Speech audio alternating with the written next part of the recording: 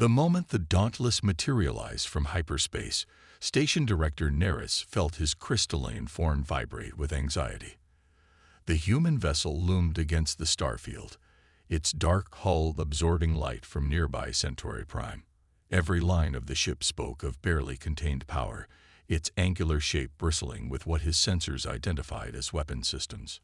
"Director, their energy signatures are off the charts," reported Tactical Officer Ven, her bioluminescent patterns flickering with concern. "The ship's power core output alone could run our entire station for a decade." Neris watched the massive vessel through Centauri Station's observation dome.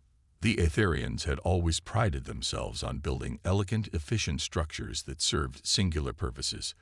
Their ships were either civilian or military, never both. Yet here was this human vessel, claiming to be on a diplomatic mission, while carrying enough firepower to reduce their station to cosmic dust. "They're hailing us again, Director," Communications Specialist Trull announced, his tendrils weaving patterns of uncertainty in the air. The captain identifies herself as Commander Jade Harrison of the Earth Expeditionary Force. Neris hesitated. First contact protocols were clear. Peaceful vessels were to be welcomed and guided to the diplomatic docking rings. But was this truly a peaceful vessel? Everything about its design violated Aetherian concepts of civilian spacecraft. "Put them through," he finally decided. The holoscreen materialized, revealing a human female with dark skin and close-cropped hair. Her uniform was crisp and professional, but Neris noticed the subtle signs of combat readiness in her posture. "Centauri Station, this is Commander Harrison. We appreciate your patience. I understand our vessel's appearance may be concerning." Her voice carried authority tempered with diplomatic grace. "We request permission to dock for formal first contact proceedings." Neris felt the weight of 10,000 lives aboard his station, pressing against his consciousness. "Commander, our scans indicate your vessel is heavily armed. This is a civilian installation. Perhaps you could explain." Harrison's expression softened slightly. "Of course, Director. Humanity learned harsh lessons in our early space exploration.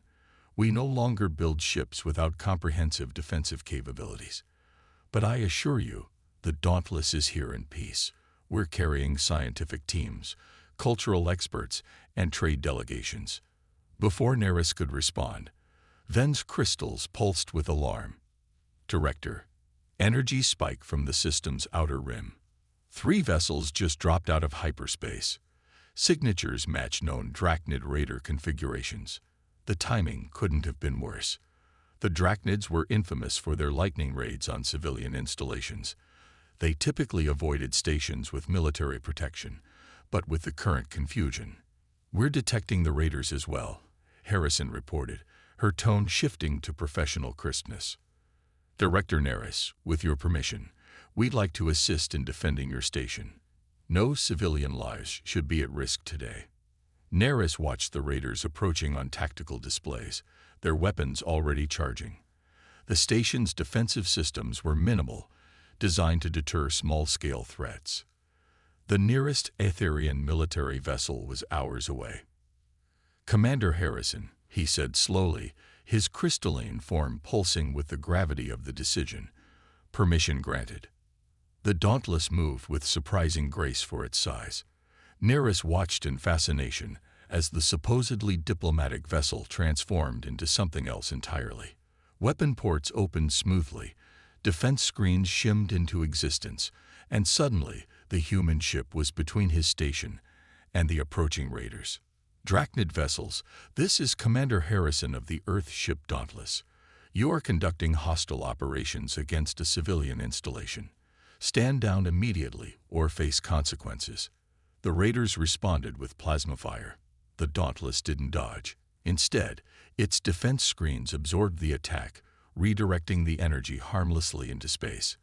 Harrison's voice came through again, this time with a hint of resignation. "As you wish. Tactical, non-lethal containment protocols. Let's show our hosts how humans handle uninvited guests." What followed was unlike any space combat Neris had ever witnessed. The Dauntless didn't simply fight. It controlled the battlefield. Precision strikes disabled the raiders' primary weapons.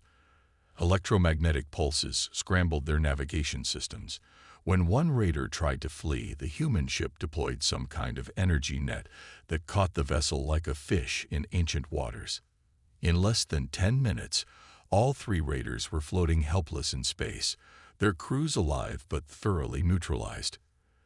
The Dauntless hadn't destroyed a single ship or taken a single life. Director Harrison's voice returned to its diplomatic tone. We've disabled the hostile vessels. Would you like us to hold them for your authorities? Also, we noticed some vulnerabilities in your station's shield harmonics during the attack. Our engineering team would be happy to suggest some improvements. Neris stared at the tactical display, then at his own staff's awestruck expressions. Everything he thought he knew about military vessels, about humans, about the necessity of specialized ships, it all needed to be reevaluated. Commander Harrison, he said finally, his crystalline form glowing with newfound respect, I believe we have much to learn from each other. Welcome to Centauri Station. Chief Engineer Rylan of Centauri Station had never seen anything quite like the Dauntless's engine room. Where Aetherian ships were elegant sculptures of crystalline efficiency, the human vessel's heart was a maze of redundant systems, backup generators, and emergency protocols. But why 3 separate reactor cores? He asked, his crystalline form refracting the blue glow of the nearest power matrix. The energy output of even one exceeds any logical requirement. Chief Engineer Marcus Torres of the Dauntless smiled, running his hand along a coolant conduit. Because space doesn't care about logic, my friend. It only cares about survival. He gestured to the massive engine room around them. Every redundancy here exists because someone somewhere died without it. The word sent a ripple of discomfort through Ryland's crystalline structure. Death was rare among the Aetherians. Their ships and stations were built with such precision that accidents were virtually impossible, or so they had always believed. Show me, Ryland found himself saying. Torres nodded and activated a holographic display. This is the horizon, Torres said quietly. Humanity's first deep space vessel. Single reactor core, no redundancies, built with the same elegant efficiency your people prize. The image showed a sleek ship, not unlike Aetherian designs. Then it changed, showing the vessel being torn apart by a solar flare its shields couldn't handle. 23 lives, Torres continued. That taught us about backup power systems. Another image. A ship stranded in an asteroid field, its single engine disabled. The Stellar Pioneer. 37 souls lost because they couldn't maneuver. More images followed, each showing a different disaster, a different lesson written in lives. Meanwhile, in the station's diplomatic chamber, Commander Harrison was explaining similar concepts to Director Neris and the hastily assembled Aetherian Council. Every weapon on the Dauntless can be repurposed for rescue operations, she explained. Those energy nets that caught the raiders, they were originally designed to stabilize ships with failing gravitational systems. But surely once you achieved technological supremacy, such measures became unnecessary. Asked Council Elder Zeph, his ancient crystalline form shimmering with confusion. Harrison's expression turned solemn. 3 years ago, a civilian cruise liner called the Star of Eden suffered a catastrophic drive failure near a black hole. The Dauntless was the only ship in range capable of conducting a rescue under such extreme conditions. We saved 4,000 lives that day because our ship could fight gravity itself. Back in engineering, Torres was showing Ryland the Dauntless's damage control systems. Every compartment can be sealed and pressurized independently, he explained. Every corridor has emergency life support. Every crew member is trained for worst-case scenarios. It seems exhausting, Ryland observed, living with such constant preparation for disaster. Torres shook his head. We don't see it that way. Each redundancy, each backup system, each weapon that can become a tool, they're not reminders of danger. They're expressions of hope. Hope that whatever goes wrong, we'll be ready. Hope that we can save not just ourselves, but anyone else who needs help. The conversation was interrupted by an alert. Station sensors had detected unusual radiation patterns from the nearby neutron star. As both engineers rushed to their respective posts, Ryland found himself wondering if perhaps the humans' wasteful approach to engineering wasn't wasteful at all. In the council chamber, the radiation alert sparked immediate concern. The neutron star had been stable for millennia. Any change could spell disaster for the entire system. As station scientists scrambled to analyze the data, Commander Harrison was already moving. "We're picking up increasing gravitational fluctuations," she reported, studying readings from the Dauntless's sensors. "The star's magnetic field is showing signs of imminent pole reversal. Director, your station's shields weren't designed for this level of radiation." The Aetherian Council erupted in panic. Their shields, like everything else they built, were elegant and efficient, and completely unprepared for an unprecedented stellar event. But before despair could take hold, Harrison continued, "The Dauntless's shields can be modified to create a larger protective envelope. We can extend coverage to the station, but we'll need to integrate our systems." She turned to Director Neris. "We'll have to modify your shield generators. The changes won't be elegant, but they'll keep your people alive." Neris looked at the tactical display, watching the neutron star's radiation levels climb. He thought about the raiders, about the human ship's unexpected capabilities, about all the redundancies that had seemed so wasteful mere hours ago. His crystalline form pulsed with decision. "Do it," he ordered. "Raylan, work with Chief Torres. Make whatever modifications they suggest."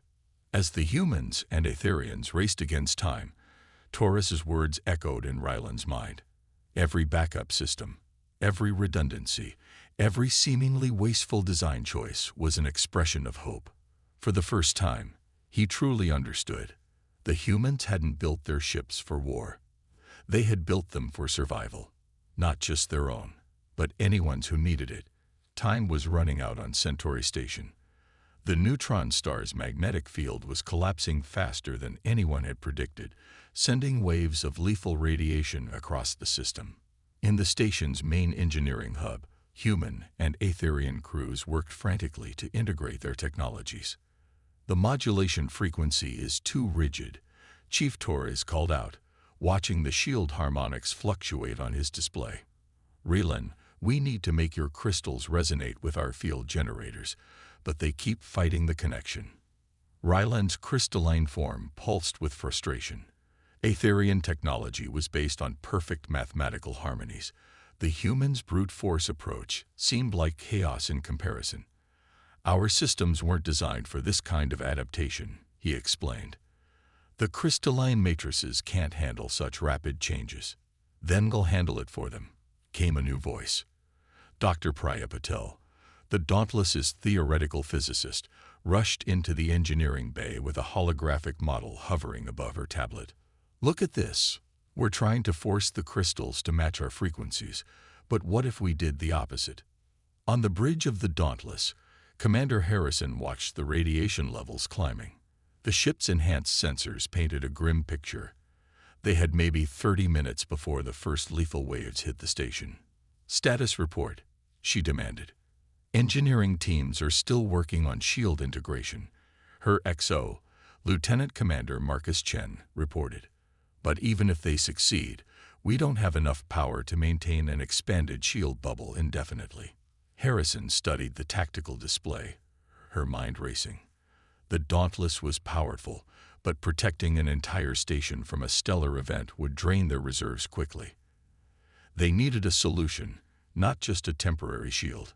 Back in engineering, Dr. Patel was explaining her theory. Aetherian crystals naturally seek harmony, right? Instead of forcing them to adapt to our shields, we modify our field generators to create a resonance pattern they can latch onto. Torres's eyes lit up with understanding, like giving them a steady beat to follow instead of asking them to learn a new dance. He turned to his team. "Redirect power from the tertiary cores. We're going to pulse our shields at intervals matching the crystal's natural frequency." The first radiation wave hit the Dauntless's outer shields, making the deck plates vibrate. In the station's council chamber, Director Neris watched the humans work with a mixture of fear and fascination. Their approach to problems was so different from the Aetherian way. Instead of seeking the perfect solution, they tried multiple approaches simultaneously, adapting and adjusting on the fly. Power to shield generators is holding steady, Rylan reported, his crystalline form glowing brighter as the integrated systems came online. The resonance pattern it's beautiful. The crystals are amplifying your shield strength by 300%. For a moment, hope flared. Then the neutron star screamed. A massive radiation burst, vastly stronger than the previous waves, erupted from its surface. Alarms blared throughout both station and ship. "That burst will hit us in 60 seconds, Lieutenant Commander Chen announced. Current shield strength insufficient for protection. Commander Harrison's voice cut through the chaos. "Dr. Patel, what if we don't just defend against the radiation? What if we redirect it?" Patel's fingers flew across her console. "The crystalline matrices. Yes, if we reconfigure the shield geometry, we could create a deflection pattern. But we'd need incredible precision to maintain the field integrity." "Precision is what we do best," Ryland said firmly. "Our crystals can maintain perfect geometric patterns even under extreme stress, if your shields can provide the power." "Do it," Harrison ordered. "Everyone else, prepare for impact. Emergency protocols in effect." What followed was a dance of opposing philosophies finding harmony. Human shield generators poured raw power into Aetherian crystals, which shaped that energy into mathematically perfect deflection patterns. The Dauntless's massive engines trained to hold position, keeping the ship between the station and the approaching radiation wave. When the burst hit, it was like being at the heart of a newborn star. Energy cascaded across the integrated shields in blinding patterns. On the station, Aetherian crystals sang with resonant frequencies they were never designed to achieve. In the Dauntless's engine room, backup systems engaged automatically as primary systems redlined. "Shield geometry holding," Ryland reported, his voice strained. "The crystals are channeling the radiation around us, but the stress on the matrices is approaching critical levels. Divert power from life support if you have to," Harrison commanded. "We just need to hold it together a little longer." The seconds stretched like hours as human determination met Aetherian precision in a battle against nature itself. Emergency klaxons wailed, crystal matrices cracked and reformed, and the combined shield bubble glowed like a miniature sun. Then, gradually, the radiation levels began to drop. The neutron star's magnetic field stabilized in its new configuration, the worst of the crisis passing. In its wake, it left something unprecedented, a perfect fusion of human and Aetherian technology, born of necessity and achieved through cooperation. As emergency teams began damage assessment, Director Neris approached Commander Harrison. "The way your people approached this crisis, it was not what we would have done." Harrison smiled tiredly. "No, it wasn't. And that's exactly why it worked. Your precision guided our power. Your harmony focused our chaos." Looking at the still glowing shield bubble that had saved thousands of lives, Neris couldn't disagree. Perhaps there was more than one path to perfection. In the aftermath of the neutron star crisis, Centauri Station hummed with activity of a different kind. The successful fusion of human and Aetherian technology had sparked an unprecedented exchange of knowledge. In the station's primary conference chamber, Commander Harrison prepared to share something few aliens had ever seen: the true story of Earth. "You've all asked why we build our ships the way we do," Harrison began, addressing a chamber full of Aetherian scientists and officials. "To understand that, you need to understand where we come from." The holographic display activated, showing a blue-green world wrapped in swirling white clouds. Several Aetherians gasped, their crystalline forms vibrating in shock at the raw chaos evident in the planet's atmosphere. "This is Earth," Harrison continued. "What you're seeing is considered a calm day." The image shifted, showing massive storm systems, towering waves, erupting volcanoes, and earthquakes that shattered continents. We evolved on a world that never stopped trying to kill us. Dr. Patel stepped forward, adding technical data to the display. Earth's gravity is 1.3 times what you're experiencing on this station. Our atmosphere is a volatile mix of gases that would be considered toxic by many species. Our temperature variations can exceed 140 degrees in a single location. The Aetherians watched in stunned silence as the presentation continued. They saw humans surviving in frozen wastelands and scorching deserts. They watched cities standing against hurricanes and earthquakes. They witnessed the raw power of nature on Earth and humanity's stubborn refusal to surrender to it.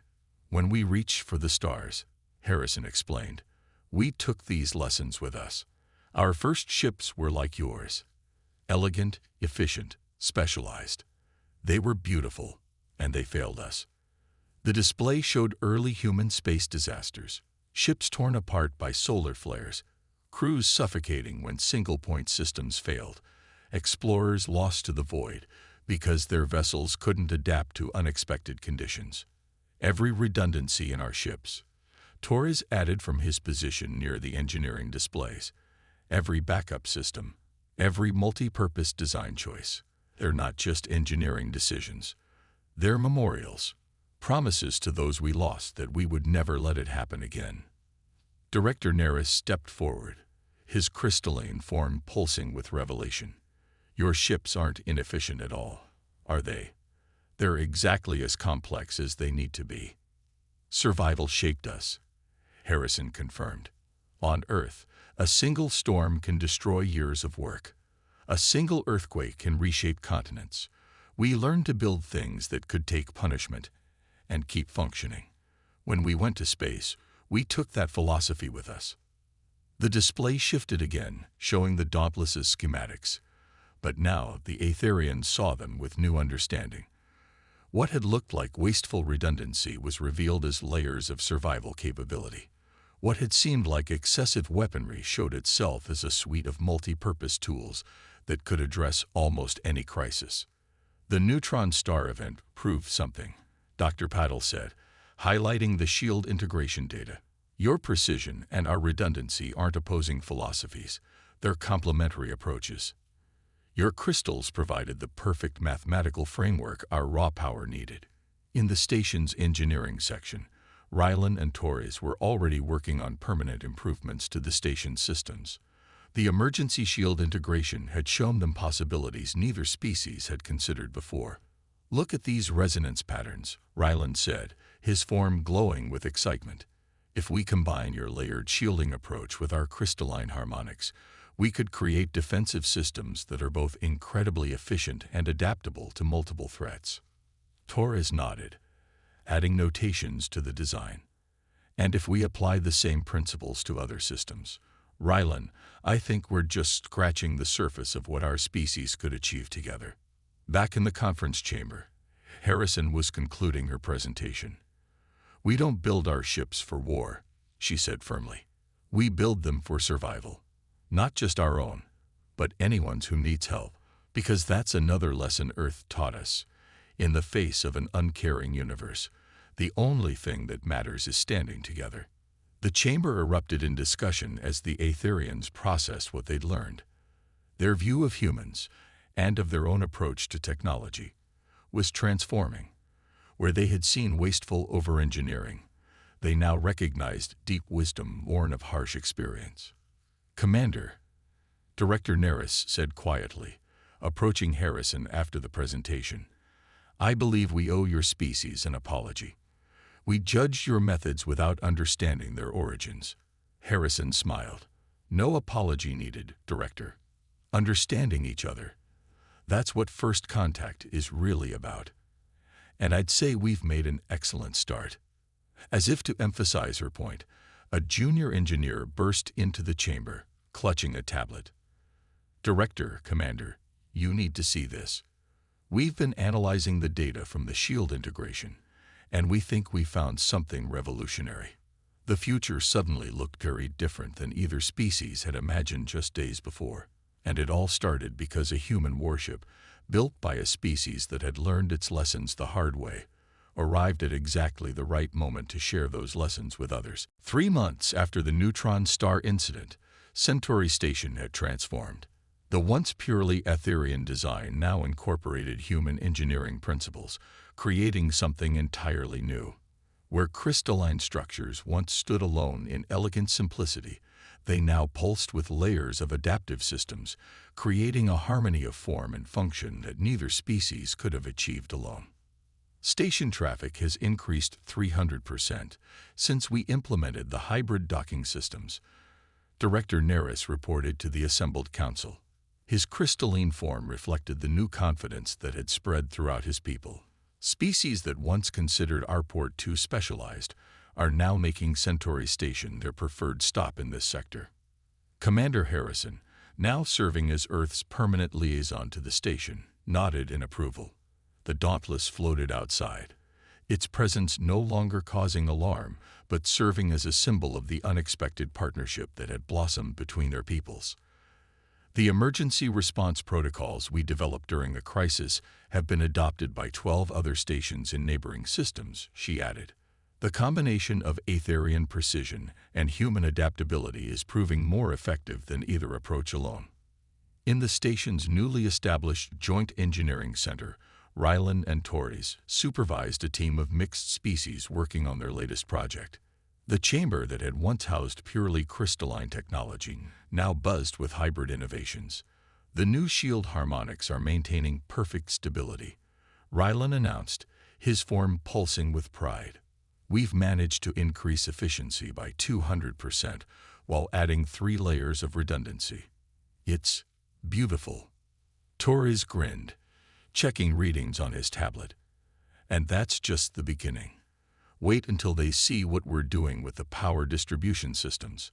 Who would have thought your crystalline matrices could channel our reactor output so effectively? The biggest change, however, wasn't in the technology. It was in the mindset of both species. The Etherians had learned that true efficiency sometimes meant building in extra capacity, while the humans had discovered that their approach to survival could be refined and perfected through crystalline precision. Dr. Patel had established a new department dedicated to studying this fusion of methodologies. We're calling it adaptive harmonic engineering, she explained to a group of visiting scientists from both worlds. It's not just about combining our technologies. It's about understanding how different approaches to survival can complement each other. In the station's observation dome, Director Neris and Commander Harrison watched a new ship dock, the first vessel built jointly by human and Etherian engineers. Its crystalline hull contained layers of adaptive systems, its weapons could transform into rescue tools, and its power core used crystalline matrices to channel energy more efficiently than either species had managed before. She's a beauty, Harrison said softly. What did you end up naming her? Promise, Neris replied. Because that's what she represents. A promise that we can be more together than we ever were apart. The moment was interrupted by an emergency signal. A mining colony in a nearby system was reporting critical reactor failures. Before the crisis, such news would have prompted panic. Now both leaders shared a knowing look. Rylan, Torres, Harrison called over the comm. Prep the emergency response protocols. Looks like we get to test our new systems in the field. Already on it, came the unified reply from both engineers, as the Promise prepared for its first rescue mission. Director Neris reflected on how much had changed. You know, Commander, when your ship first appeared at our station, we thought we were seeing a harbinger of war. Harrison smiled. And instead, we found something far more powerful, a species that had turned the art of survival into a science and was willing to share that knowledge with others. The Promise launched smoothly, its hybrid systems humming with power. It carried not just technology, but philosophy, the precision of the Etherians and the adaptability of humanity, working in perfect harmony. As it disappeared into hyperspace, it left behind a station transformed, and 2 species forever changed. In the following years, this partnership would reshape known space. Other species came to study at Centauri Station, learning to combine their own unique approaches with what became known as the Centauri principles. The idea that survival wasn't just about perfection or preparation, but about bringing together different ways of facing the universe's challenges. And it all began because a human warship, built by a species that had learned to survive against all odds, arrived at exactly the right moment to teach others that the best way to face an uncaring universe was to face it together. The Dauntless remained stationed at Centauri, no longer seen as a weapon of war, but as a symbol of protection and hope. Its presence reminded everyone that sometimes the strongest shields weren't made of energy or crystals, but of different species learning to combine their strengths. In the end, that was humanity's greatest gift to the stars, not their technology or their strength, but their unshakable belief that survival wasn't a solo endeavor. It was a dance of cooperation, adaptation, and hope, performed against the backdrop of an infinite universe that had yet to throw a challenge that couldn't be overcome by working together.